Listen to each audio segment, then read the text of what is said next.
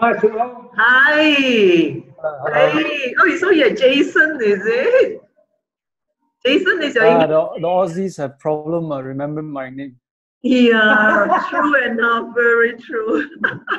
Jason is Yeah, already. Now we are putting a team to work with you today, Soon Hoe. Sure. I'll put a team with you. I'm sorry I give you short notice because we got so short our time to work. Yeah, that's okay. You caught me at the right time. Let's introduce. I'm James. April. April. Hi. Hi, I'm Andy. I'm Irene. Andy and Irene.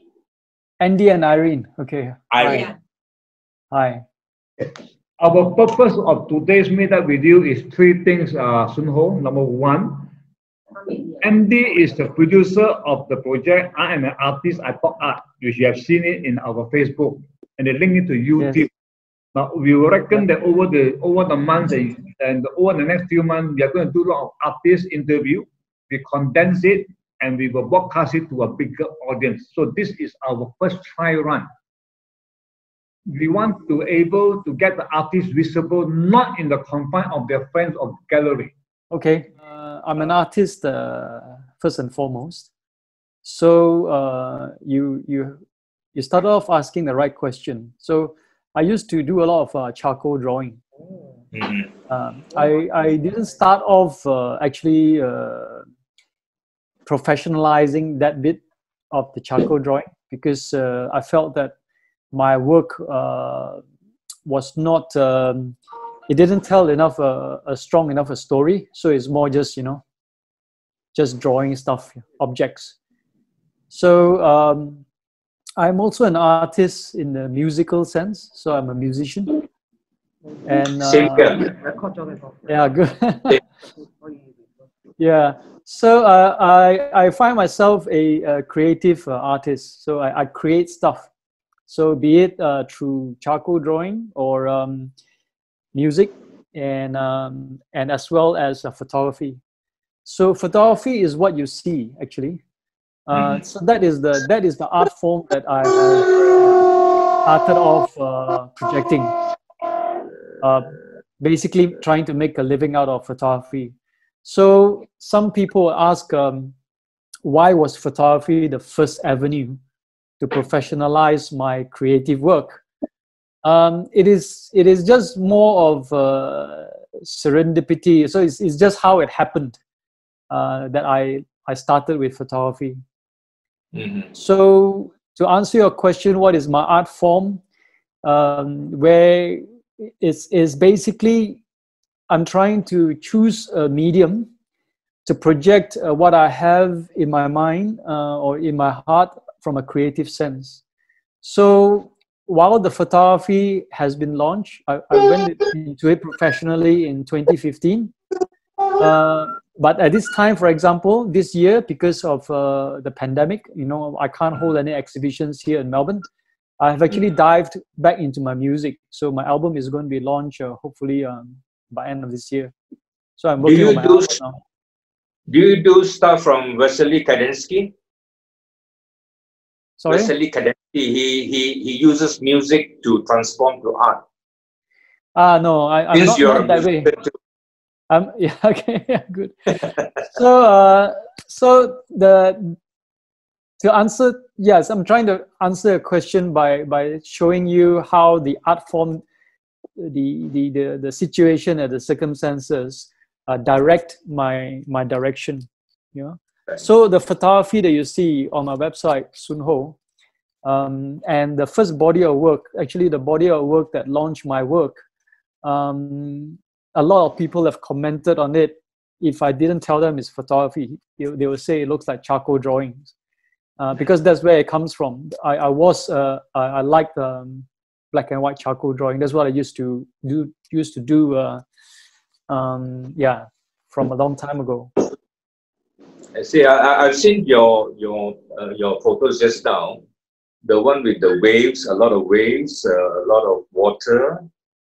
A lot of water the flow. Black and white ones, yeah. Black and white, yes. Yeah, very, that's right. Yeah, that's the one. Yeah, so that's the one that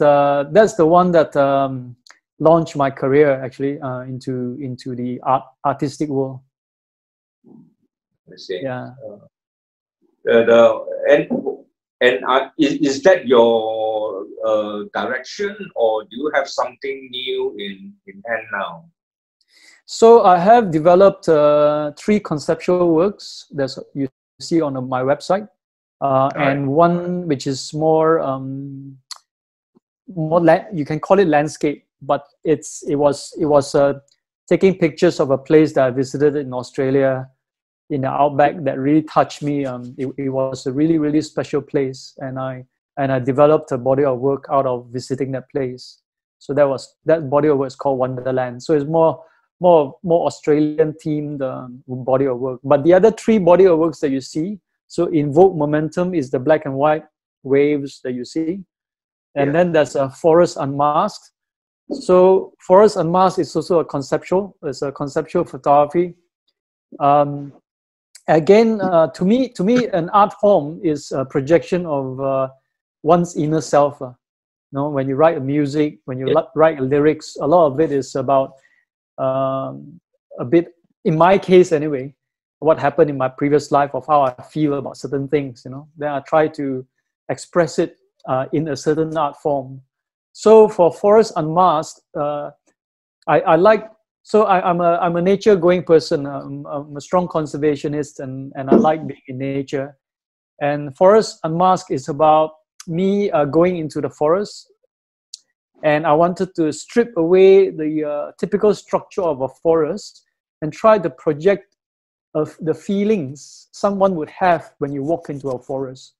So by doing what I do with my camera, so I painted with my camera, and I sort of removed the structure of the forest, your typical structures of forest, your trees, your ground, your earth, and then I just left a very wavy kind of impression, hoping to express the feelings somebody would have when they go into the forest. So that's Forest Unmasked. And then the third body of work is that you see is called Labyrinth. Labyrinth is actually a scientific direction towards art form, and it is actually inspired by a place in Selangor, in KL, actually, near Kapong. Mm-hmm. If you have ever been to FRIM, Forest Research Institute, yes, I see around there. Good. So there is this place that is photographed a lot by a lot of people, where the trees grow up together, the masawa trees and the kapo trees, and they form the canopy they don't touch. Yeah. So this is a scientific phenomena called crown shyness, the crown of a tree, and they are shy, so it's crown shyness. It's a phenomenon that has been studied worldwide. Okay, the most famous one is the one in FRIM, and then there's one in Argentina. And I was thinking maybe there would be one where I lived here in Melbourne, in a national forest near us. So I spent about a year just trekking into the forest, trying to find a spot that would have this phenomena, and I found it. So again, I come from a conservation background, so I used to volunteer a lot with WWF, the Malaysian Nature Society, and now I'm a consultant to climate governance in Malaysia, actually. So I consult on businesses on how they address climate risks. So again, the art form is an expression of my inner beliefs, and Labyrinth is one of them. But it sort of dovetails my scientific understanding of certain phenomena to my art form. And it's coincidental, because when I was developing the Labyrinth, it was about 2 years ago, there was a TED talk given that I watched out of a Canadian botanist, and she, after 30 years of research, explained how trees communicate with each other. Trees actually do communicate with each other, mostly through chemicals that they share underground through rhizomes, so mushrooms, and etc. etc. So in my mind, I was thinking, maybe that is that explanation why there is this crown shyness phenomena, but that's the science part of it. So from the art form, I wanted to try to see if I can find the same labyrinth patterns in Australia. So I found it. Now, the only problem is, I won't call it a problem, but the problem in Australia is because the forest is not very dense. They are not very dense like in tropical rainforest, like in Malaysia. So because they are not dense, then the patterns are not very obvious. You can see the patterns, but it's not obvious. So in my concept, I was thinking now, how do I artistically show this beautiful phenomena, but from an artistic perspective? So I decided that, okay, I shall represent it in an inobvious way. So a typical question I will ask, for example, if I ask you, if you walk into the forest and you look into a forest, what is the predominant color that you will see? Green, brown, right? In Labyrinth, I try to avoid the greens. So Labyrinth is painted using the sky as the backdrop, blues and whites, and the trees are black, or as black as I can get it, depending on the time of the day. So Labyrinth is my creative articulation of this crown shyness phenomena, but using an inverse of how typically one would see in a forest, because the focus is on the patterns. And that was Labyrinth series. So it was quite well received when I launched it in Australia, because it's an Australian topic, it's a Melbourne topic. And so that is the third body of work. Now, am I working on any other concept right now? No, I just not yet, because I'm now focusing on my music side of things. But I will go back to it as soon as that project is done. Yeah. So I see that you have your canopies. In photography, you use a technique called ICM, intentional camera movement, to mask the wavy. Yeah, that is for forest unmasked. Correct. Yes. It is a very interesting effect, actually. Yeah, to show movement, and then at the back you have patterns, like what you say, that you use the trees, you turn it to black instead of green. Exactly. To give it more contrast. Exactly. It's quite interesting. I do feel you, actually, as a musician. Yeah. So and the technical aspect of developing Labyrinth is not so simple. It's actually very if you live in Melbourne, you will know, because you have to find the right day to have bright blue skies and white clouds coming by, you know. So it was a lot of walking in and waiting and hoping for the right moment to come by. So Labyrinth Blue, if you see in one of my series, Labyrinth Blue, which was captured on a film camera, I had to go through a few rolls of film, and there were only 2 frames that gave me Labyrinth Blue, and that's because you just have to wait for the right moment. So the effort to develop Labyrinth it took a long time. In Melbourne, when you go into the forest, do you get a lot of the moment when you get ROL, ray of light, coming from top? Yes, there are lots of ROIs. There are a lot of ray of lights, and the thing is, I approach photography not as a photographer. So I use the camera as my tool. So I don't as an artist. I don't take your typical pictures of sunset, sunrise, and ray of light, or that kind of thing. Yes, I've been using a camera for many years, so I know the concept of aperture and the basic concept of photography. I use digital because it's convenient. But for example, for my digital photography, I don't know any of the buttons that are there. I just use the normal aperture, shutter speed, and in fact, my lenses are all manual lenses from the 80s.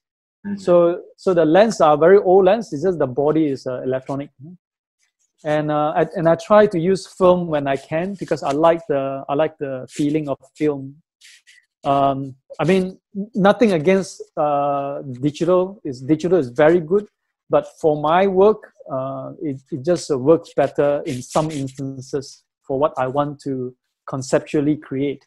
So my approach to the photography, as I try to explain to a lot of people, is I'm not a photographer. I'm an artist using a camera as a tool.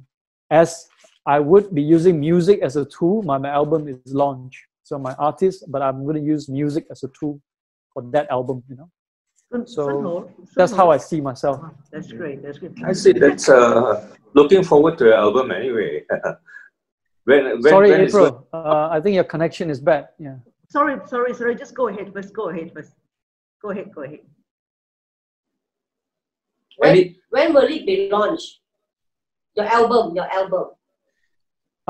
Because it's COVID, I'm doing some recording at home, but my home recording studio is not good enough.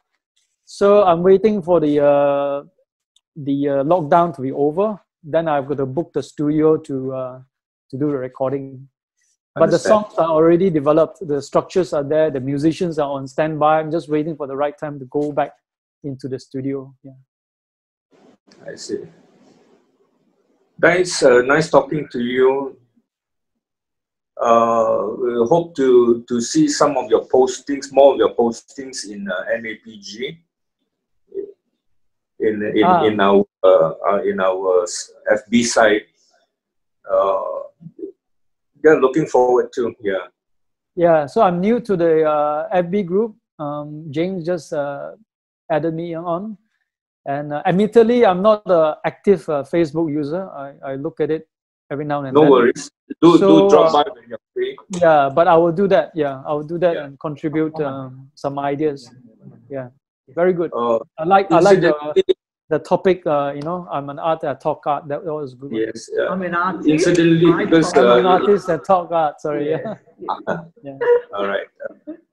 We love to talk to you again because you have a different kind of insight towards your work. It's very nice. Over to you, April. No, actually, earlier on, I was just thinking whether Soon Hoe. Yeah, sorry, the line. Oh, Soon Hoe, can you Yeah. hear me You're a bit now? soft. Sorry. Okay. Which means I need to speak louder. No, Soon Hoe, I was just thinking. Yes, April. Is it possible for you to share some of your works here? You got it now, huh? Okay. Can you see my screen now? Yes. Okay, yeah, good, yeah. So this is my Invoke Momentum series. Oh, this is the Invoke. It's the one I was, yeah. So in fact, these two were the first of my series. So this series, Invoke Momentum, it was created firstly in 2008. 2008, and the one on the left was the first one. There is a very interesting story behind it actually. These two came out from the same roll of film. So it was a 35mm film and only two came out came out the way I wanted it. And I processed it at Applied Imaging. Do you remember Applied Imaging? I don't think they do film anymore. No. They were in Taman Tun, but I think they're doing more commercial printing now. Anyway, the guy there, I think his name was Soon also. He was quite good with the dark room, and he helped me process these two, Prosper and Scatter. So yeah, when I had it done, Soon said that he was quite impressed with it. He has not seen something like it before, and he encouraged me to exhibit it. But at that time, I only have two of this image, so I had to go back and develop the body of work. Where is it then? So where is it taken? In Perhentian Island. Oh, Pulau Perhentian. On the East Coast. Yeah. Oh. So anyway, what happened was I had it printed and I got it framed in Taman Tun as well, and the framer invited me to exhibit my work in his small little gallery, Jensen Frame Shop in Taman Tun next to Yongland. Yeah, that was many years ago when Jensen had two shops, and then he opened half a shop for a gallery. So he asked me to, but again, I only had two. So I didn't do anything with it. And one evening, I was invited to meet Soraya Talismail. Yeah. Soraya is my hero. In terms of photography, Soraya is my hero. I really like Soraya's work. Yes. So she had a restaurant in section 14 at that time, not the current one. It was near the old Jaya supermarket. Right. And I went over to have dinner, and I really looked up to her. So there was a bit of apprehension, but I finally raised the courage to ask Soraya, Soraya, do you mind if I show you my work?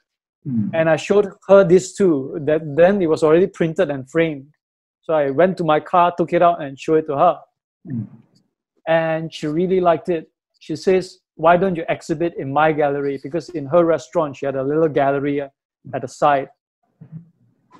Again, I didn't proceed because I only had 2. There's nothing very much to show. So I went back to the island and, you know, started developing my body of work then, this body of work, and which I call Invoke Momentum, okay? So this was the 3rd one, which is surface. And I fine-tuned my approach to developing this. So this is, again, it's a film. So for example, to do this on digital is very, very difficult. But to do this on film, if you know how to set your camera correctly, you can get it done, you know. So I don't do any post-processing. I don't know how to do Photoshop very well. So this is what I create out of my camera. Basically, it's push processing. If you're familiar with the old photography, so it's basically push and pull. So this form, surface, scatter, and prosper, form a body of 3. So they are actually a series of 3. And when I exhibited in Sydney, I got very good response as a body of 3. 1, 2, 3. So I had a buyer who bought all 3 and is hanging in their living room now. And what I did is I went back to the Perhentian Island to try to then develop a large enough body of work for me to do a large exhibition. So from 2008, I would go back once a year, sometimes once every 2 years, because then I was living in Germany already. I went to Germany in 2009. And in Germany, I tried to exhibit this too in the German galleries. I didn't go very far, but the printer who printed it for me said that I should exhibit it, the German printer. But I couldn't get into a gallery space because I was working then in Germany. So I didn't really have time to pursue the artwork. So what I did is I went back to the island. Whenever I come back to Malaysia for a holiday, I will go to the island and try to look for this school of fish. And my last visit was in 2016. So over the 8 years period, these 2 are from the 2016 visit. And after going, so in the total about 5 to 6 strips, and I only on 3 occasions I've come across the fish, and I've developed my body of work across this 3 trips, but in total there are about 6 to 8 trips. I'm also a scuba diver, so I dive, but these are all taken above the surface, not underwater. After that, I felt that I have enough body of work, so about 25, 30 pieces now, which I can print and develop. But these 2 are the last ones that came out from the series. So the whole Invoke Momentum series were taken from Perhentian Island, and basically it is a representation, as I've initially said, the photography or any art form is an expression of my own beliefs and my own what I feel. And this one gave me a feeling that it is telling me that this is the message I can send on the topic of conservation, because I'm a conservationist.